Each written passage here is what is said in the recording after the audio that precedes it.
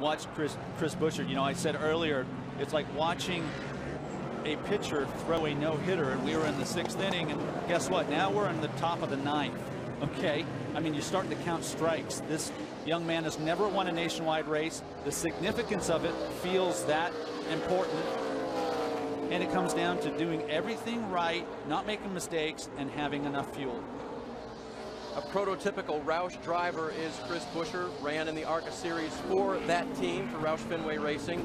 On his way up the ladder, an impressive season so far for him. Again, after missing the first race of the season, he's still 7th in the points as they run, and a chance to move up big time now. If he can just be perfect, Ricky, and with 5 to go, we don't get another caution. Right, and as a leader, you look ahead and you see the lap traffic, and then you try to estimate when you're going to catch that lap car. And you're already trying to visualize as you're driving, as you're shifting gears, where am I going to make the pass? Because it's only a 2.5-second lead. It's a 2-second lead now. So he's being a little more conservative. Elliott Sadler and Dylan Kwasniewski. Sadler holds down the 7th position. Kwasniewski's been moving forward in the 42.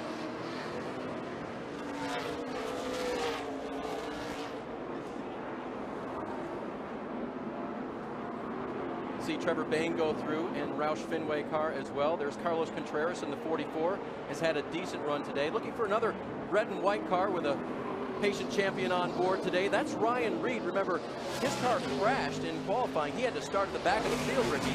And Ryan Reed is running 11th. Yeah, doing a tremendous job considering he hadn't run a lap in the car until they threw the green flag. And just flashing with a great battle there between himself and Dakota Armstrong. Good run for Ryan. Yeah, it's a feel-good story for him as well, because that's a difficult way to end qualifying or enter a race in a backup car with no laps on it. So we go back to this battle for the 8th place, 7th place for Kwasniewski. They just traded back. Elliott Sadler got it back. Little concern down there in the 60 pit now, Vince? A little nail biting going on down here, that's for sure. They just told the fueler for the 60 to get ready in case he has to come for a late splash.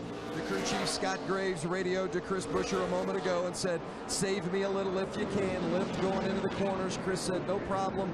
They say they can make it, but obviously it's going to be very, very close. Those behind Chris Buescher certainly waiting to pounce. 2.3 seconds behind now with 4 to go. The last time Roush Fenway Racing was a winner at a road course in the Nationwide Series, 2012, Watkins Glen with Carl Edwards. The crew chief that day, Scott Graves, and he's on top of the box today for Chris Buescher. And just a couple of days ago, I crossed paths with Chris Buescher, and I said, what's your objective? What are you going to do here in practice? You can see they're using all the apron. And he said, you know what, I just really need to learn this racetrack. I need to get up to speed. I need to acclimate myself. I need to understand my limits.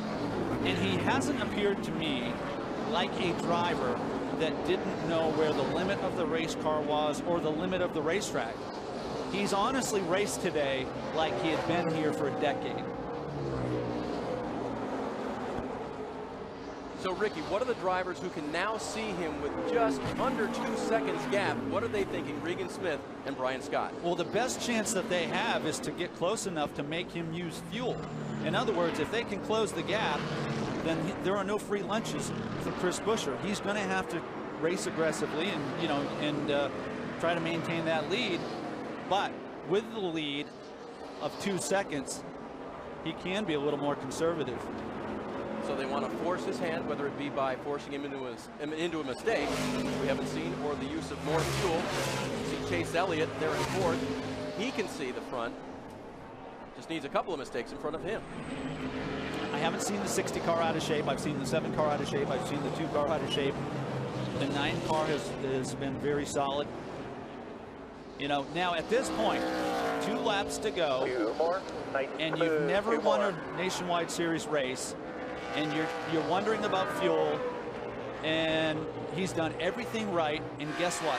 You're starting to hear things that didn't exist 20 laps ago. Maybe the engine's got a little different tone. Maybe the thing skips a little bit up off the corner. Like, I'm saying sort of phantom type stuff, because you know, now we're down to just the last out. And do you overthink all the technical things you have to do with braking, steering, and shifting?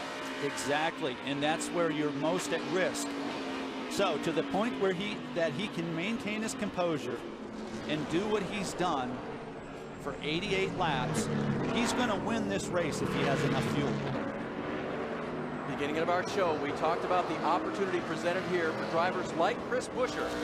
Without the field stacked with Sprint Cup Series drivers, presented just a little bit more of a window for perhaps the 5th different winner of the 2014 season. If he stays on course, and if he has the fuel, looks like Chris Buescher might be able to make it happen today. He's about to enter the longest lap of his life. Yeah, normally it takes a minute 25 or so. It's going to be longer than that for him, isn't it? Yeah, and at this point, you know, it's almost, I don't know. I've never raced a horse, but just let it go. Final lap. Nice and just smooth. let it go. Lift where you can. You still got White 2 seconds flag on for there. Chris Buescher at Mid-Ohio. 1 lap to go.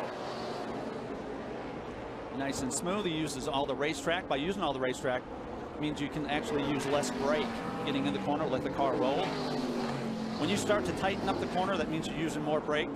And as I said earlier, using more brake means you use more fuel to get the thing up off the corner. Listening, watching, will the fuel hold out? That horse doesn't run on nothing. If you're going to save fuel, it's right here.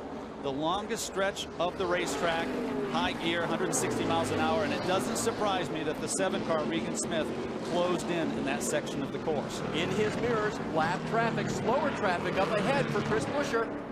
That's Tim Cowan in the 86 car. Can he get by cleanly? He's going into the S's. Again, you got to look ahead.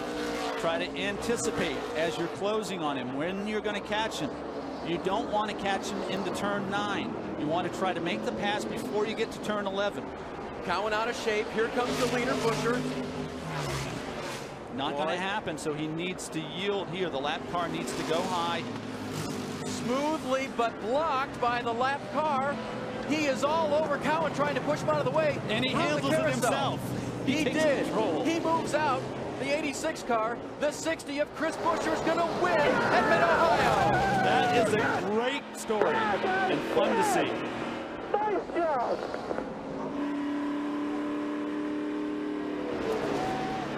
How about that? Sometimes you just have to make your way, Ricky. That's what Chris Buescher did in the final 2 corners. Moment stood still when he went under the checkered flag. Thank you so much. You hear it? That was for you, buddy. It means that much. You did an awesome job, man. That was incredible. Thank you.